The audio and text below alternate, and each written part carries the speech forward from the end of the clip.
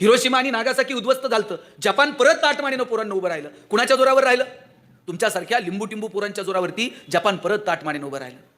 त्या पोरांना कळलं की आमचं काम, आमचं ज्ञान हे देशासाठी आहे. फक्त आम्ही आता झाले काय, आम्ही मार्कांमध्ये अडकलोय. इथं बसलेल्या सगळ्या पालकांना ही विनंती आहे, पोराची शाळेची फी भरली म्हणजे आमचं कर्तव्य संपत नाही. शिक्षकांच्या हातात आम्ही पोरगं दिलं म्हणजे आमचं कर्तव्य संपत नाही. घरी गेल्यानंतर 5 मिनिट आम्ही आमच्या पोरांसोबत अभ्यासाच्या विषयी बोलतो का? तुम्ही म्हणाल आम्हाला वेळ कुठे आहे, आम्हाला ते गणित कळतं का, आम्हाला त्यांचं विज्ञान समजतं का?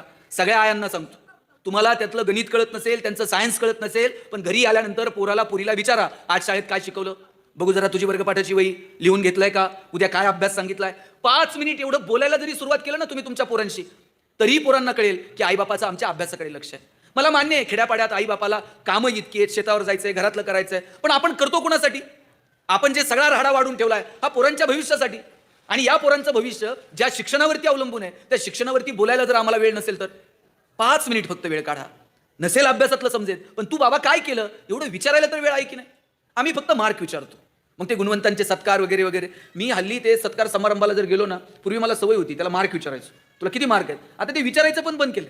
मार्क किती आहेत? 100 पैकी 100 मार्क मिळवणारे 100 पेक्षा जास्त पोर आहेत. त्या पोरांचे मार्क ऐकले ना आपल्याला असं वाटतंय आपण पार दारिद्र्याच्या खाली होतो, इतके मार्क आहेत मुलांना. पण केवळ मार्कांमध्ये पोरांना अडकू नका. मार्कांच्या पलीकडे जाऊन अभ्यासाची मजा घ्या, आनंद घ्या. आपण मार्क हे परिणाम आहे आणि परिणामांपर्यंत पोहोचण्याची प्रक्रिया म्हणजे अभ्यास आहे. तुम्हाला त्या प्रक्रियेचा आनंद घेता आला पाहिजे.